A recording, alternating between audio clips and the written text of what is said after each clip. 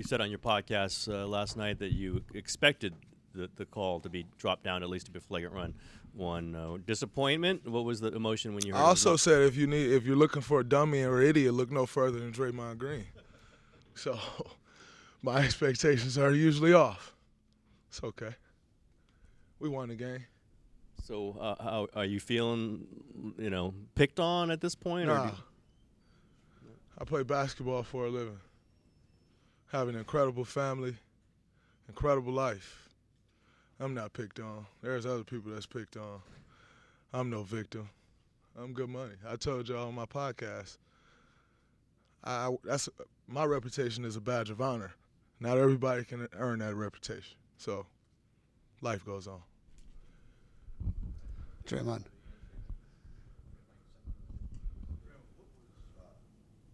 What was your message to the team when they came in at halftime? Go take the game.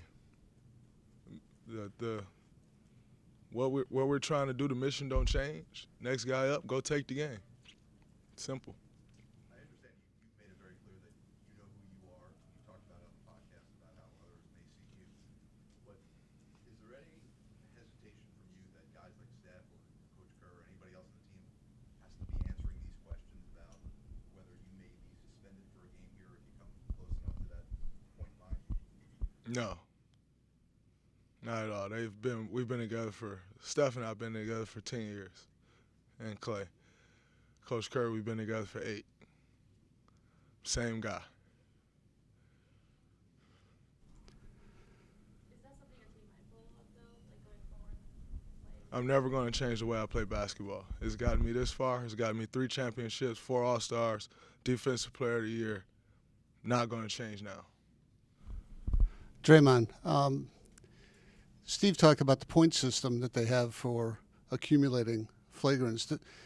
There's a lot of things, Steve, in this league that are probably old and outdated and doesn't make sense, and people are too lazy to go change them.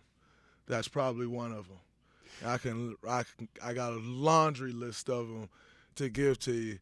I don't know if we have the time today, but I got a laundry list of things that are probably old, i.e. players can't invest in a company that an owner is leading the investment in. There's a laundry list of things that are old and they worked in the 60s and it probably don't work today, but people are too lazy to go change them. That's what it is for now. Does that potentially take some bite out of the way you play? Absolutely not, because if I take the bite out of the way I play, then we go home early and the points don't matter anyway. So, nah, I don't know how to take bite out. That don't really work for me. Ask Steve Kerr. Steve, how that works for take the bite out, it don't work for me. So We're talking about.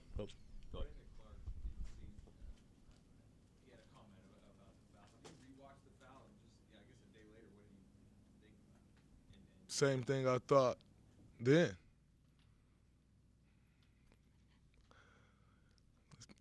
I'll never talk to you and with an opinion that's just off the top of my head. You never hear from me that way. So if you ever hear me say something, you're like, I don't think he meant to say that. Look no further than right there. I absolutely meant to say what I said. So, yeah, my opinion is the same. No, not at all. I wasn't surprised by his quote one bit. We're in the playoffs and looking at the flagrant point system, and does it feel similar to 2016 at all? Did you get a flashback to that? Every year feels similar to me. Nothing has changed my entire career. Why would it change now? See, you not being there is a huge void for this team. Who did you see really rise up to the occasion last night? Everybody rise up in different ways. The way Steph controlled the game with one turnover that you tell me what you thought of it. The one turnover that he did have. Jordan Poole stepped up. He told me before we left the locker room, like, "No, we own it. We got you." And we saw what he went out there and did. Otto Porter played well. Looney came in and played well. Andrew Wiggins played well. Jonathan Kuminga, 6 rebounds. everybody, Klay Thompson, defense and rebounding and boxing out. He didn't make shots, but winners contribute however they need to contribute, and Klay Thompson is a winner. So everybody stepped up. The coaching staff, the substitution patterns, like everybody stepped up, and that's what it takes when you lose a guy. Whether it's somebody getting kicked out of a game, we see injuries around this league all the time. That's what it takes, and everybody stepped up, and we accomplished what we went in there to accomplish. Draymmond, did you feel that the officials responded at all to the booing of the crowd? Of course. The league might have taken the way you left the court and also That's fine. podcast into consideration? That's fine. I mean, podcast is my business. I'm not going to not operate my business. They're operating their business. I have a business that I have to operate. They make their decisions based on, I don't know what they make their decisions based on. That's something we all trying to figure out. But But you do think voting? huh? You do think they're I think we're dealing with human beings, and human beings want to be loved. Draymmond, how much does Morant stress the defense, the way you guys play it? And when you saw that he ended up with 11 3-point attempts, do you figure something's going on well to keep him away from the rim, out of the paint? Yeah, I mean that's he led the league in scoring in the paint for a reason. At 6 feet or 6'2" or however tall he is. He led the league in scoring. When was the last time that was done? Allen Iverson. Yeah. Last time a guard led the league in paint points. Allen Iverson. Like, I mean, he's very good at that. So, you got to do all you can to try not to let him get there. And I think we did a pretty good job yesterday, but we can do better. Is there, sometimes it's an absolutely wide open three, sometimes it's like kind of a more late contest. Is there a difference there? I mean, obviously you're okay with him shooting threes. I guess what goes into the strategy? You want to get a late contest, I guess. But if you fly out there trying to late contest, he is very elusive and will fly by you. So you kind of got to pick and choose your spots. But that is the reason he's in the MVP conversation. He's a very good player. And, when you're playing against anybody, you have to you can't take everything away in the NBA game. Guys are too good. So you have to pick and choose what's going to beat you. We know he can beat you at the rim. He's done that all year. He's done that since he came into the NBA. He's the reason this franchise got moved on from Mike Conley, who's a legend here.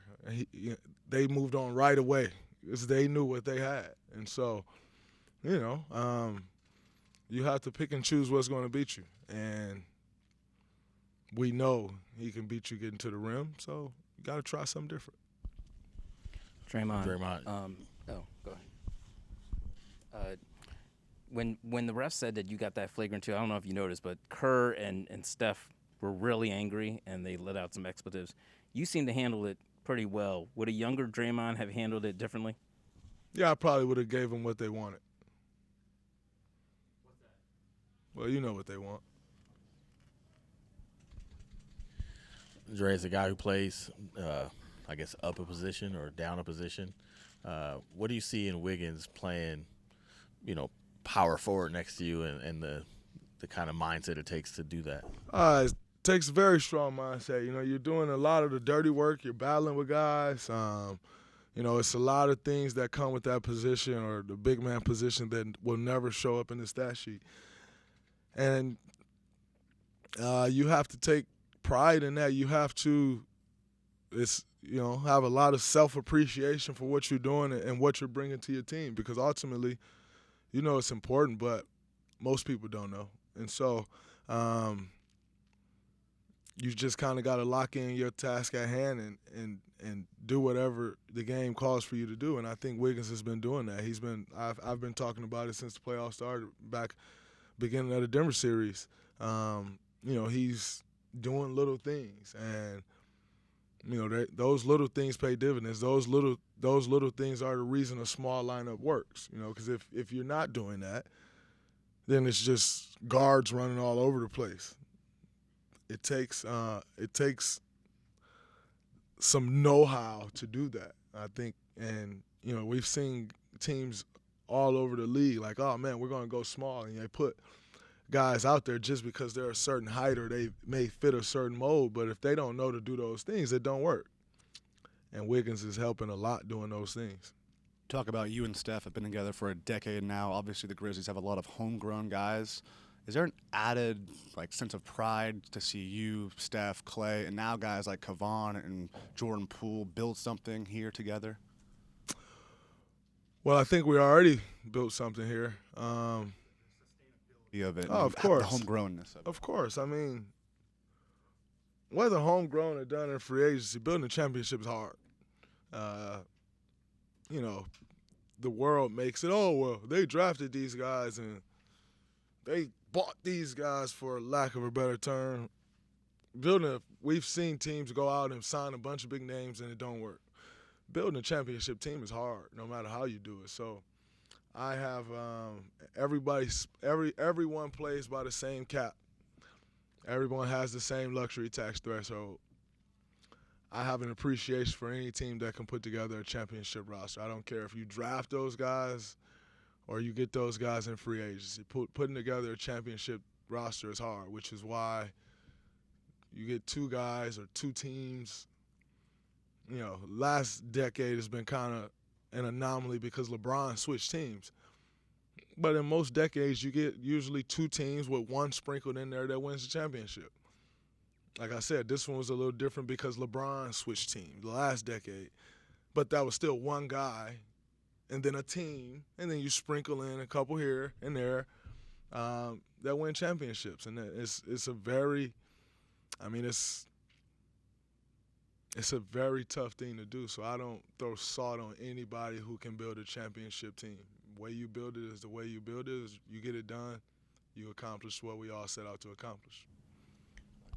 Draymmond, Klay shouted out Jacob Rubin yesterday for calling out that inbounds play late that the Grizzlies ran. What have you thought about just what Jacob brings behind the scenes? I started working out with Jacob this year, and I was shocked. I didn't know he knew what the hell he was doing, but he's really good at what he does. And, Jacob brings a lot to this team. Jacob is one of those guys, he brings something daily just with his attitude and his mentality. You know, he backs down from no one in any situation. And, he approaches things like that. He approaches things with conviction. And when you have someone that approaches things with convictions, you believe in them and you believe what they're saying. If you have someone that come across like, if Jacob comes out and say, Klay, they may go to this or, possibly this, and he gives Klay three things, then Klay doesn't get there. But he was so certain that, hey, Klay, they're going to hit him, and he's going to pitch back, and then you need to help and stop him from getting. He was so certain about it that if you watch the play, Klay was spotted like he knew it was coming. He didn't over-jump him. He got to the perfect position, started chopping his feet, and got a great contest. And so, that speaks to who Jacob is. Jacob is the definition of, not the definition, but like Jordan Poole. Jordan Poole has irrational confidence. That's the only way you can go out and have 31, 9, and 8 and playing with the guys he's playing with in the position that he's in. You have to have irrational confidence. That's Jacob Rubin on the coaching staff. He has irrational confidence, and some people you just can't teach that. You either got it or you don't. You can't teach Jordan's confidence. You can teach somebody how to fake it. But if you fake it, it catches up to you, And Jacob is that same way on the coaching staff. He has irrational confidence. He believes some of the wildest things about himself. But ultimately, if you carry that, then it's not up to me to not believe it. If that's how you feel about yourself and that's what you're giving off, then I have to believe that. And that's Jacob, and he's been great. And he's continuing to grow, which is great to see. Draymmond, there's a lot of Michigan State ties to this series with Jaren, Xavier, you, and even Zach Randolph was in the stands yesterday. Olm, too, sorry. He actually is paying me to ask this question. he didn't want to answer it. Is there any extra special trash talk? You have any side bets with these guys? Is there anything you stay away from him? Anything going on there? No, there's no extra trash talk. There's no side bets or anything like that. The trash talk comes with winning the series. Then we'll be back at our ground week at Michigan State, and one of us, either I have to hear about it or they have to hear about it. And that's just kind of what it boils down to. I don't need to talk to them, or they don't need to talk trash to me. The game's going to speak for itself. One of us has to win 4 games to move on. And that itself will do the talking. We don't need to talk to each other or rile each other up, or we're gonna be. That don't matter. Talk trash talk. No. All right, Draymmond, kind of going off that more, you've seen Jaren and Xavier kind of, grow a little bit. Obviously, Xavier's in the second year, but just what have you seen from them? Because obviously they look to you as like a mentor, but just what have you seen from their development, kind of more so Xavier kind of modeling himself after you a little bit? Is this only X second year? Believe it or not, yeah. Jesus. He played like a 10-year pro. Like, X is a guy you want on your team. Like, he's just going to figure it out. And they know that. Like, he's that guy. He's ready. You go to him, leave him there for 20 games. You go to him the 21st game, he will be ready. He's going to bring what he brings to the floor. It reminds me a lot of Kevon Looney. Just a guy who you have in your organization that's going to fill every hole that you need. And, it's great to see X. I mean, he sent us home last year. Like, I didn't forget that. And, I think he hit 2 threes. And so, he's just one of those type of guys. And Jaren, I remember when Jaren was in the draft, and I was telling people, like, I think this kid can possibly be, he is one of the better players in this draft. And what was he, the 4th pick? Like, obviously people believe that, but, he's a special player. He can put the ball on the floor. He can shoot the ball. His length. It's been great to see those guys grow. I don't want to see them grow much right now, but the love is the love. And my love for them don't change no matter what. It's a playoff series. Now, very similar to LeBron James. My love for him don't change. Now in the playoff series, you gotta do what you gotta do. Like I always say, they're gonna try to. The guys that you have close relationships, you play them in a playoff series, they're gonna try to take your head off, and you're gonna try to take their head off, and that's just the reality of it. You're competing for something that you put your heart into, not just when you step on a basketball court, and for a game. Like, you put your heart into this, you dedicate a lot of time to this, you sacrifice a lot of things for this. So ultimately, they stand in the way of what I want, I stand in the way of what they want. And when you step on the court, that's all that matters. But the love don't change. The love is the love. Draymmond, rebounding was sort of a point of emphasis coming into the series. What did you see yesterday that sort of gave you guys the edge there? I thought early on we struggled terribly, and they got everything they wanted from the offensive boards. We figured out that if we're going to win this game, not only this game, but to win this series, you have to rebound the ball against this team. You can't get them second and third opportunities. And to our guys' credit, we cleaned that up, especially there in the second half. We cleaned it up some in the second quarter, but especially in the second half, we really cleaned that up. And that's a big part of their offense. And if we can take that away, then it allows us to do what we do best, which is get the ball out and run, and not playing against a set defense every time. Draymmond, a non-basketball question. I sat out there for a couple of minutes for practice. I heard the music. I'm not sure who made the playlist, but I heard 3 back-to-back Young Dolph songs. Being from Memphis and you're here, was that a tribute to being in the city, or are you guys Young Dolph fans? Are you guys always listening to him on the playlist? For me,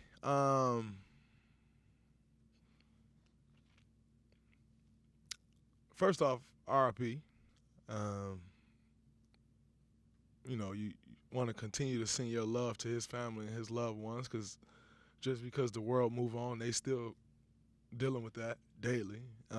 So always going to send my love to his family and the city of Memphis. He was a staple. He was someone who took care of the community, gave back, stayed in his community, touched his community. So I send my love and respect.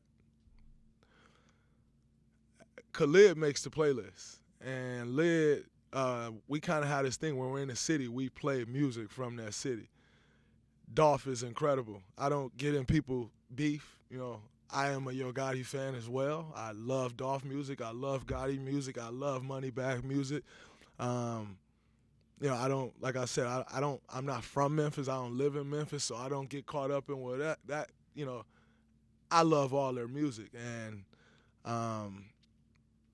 it's more so, obviously, a tribute to the city, but like, you know, what sucks is when we go to cities that don't got big rap names and then you just listen to music all over the place. Like, you kind of looking forward to like, oh, man, we in Memphis. We about to listen to Dolph. We about to listen to Moneybagg. You know, we about to listen to Gotti. It kind of gets you going, and it's something we look to, but that's something that we've been doing for years. And so, you know, there are a lot of Chris Chioza's from here, you know, so there are a lot of Dolph fans, like, for sure. Like, we definitely support and rock with Dolph. But like I said, I rock with all of them. It was. Cocaine Music, too, one of my favorite. I mean, I know it's a mixtape, but it's one of my favorite discs or playlists or whatever you want to call it. Like, it just ride. So I still choose Cocaine Music, too, over a lot of things because Gotti went crazy on that. That was tough. But I told y'all, whoever pissed Moneybagg off that day, and he had time, I appreciate it because he made a hit with that one. So I love Memphis music. I think Memphis kind of has their own sound, and you know, like I said, I don't get in people beef, but it would be great. And I don't know what happens. Like I said, I don't know the politics or whatever, but it would be great if those guys can all one day make music together because they are all incredible.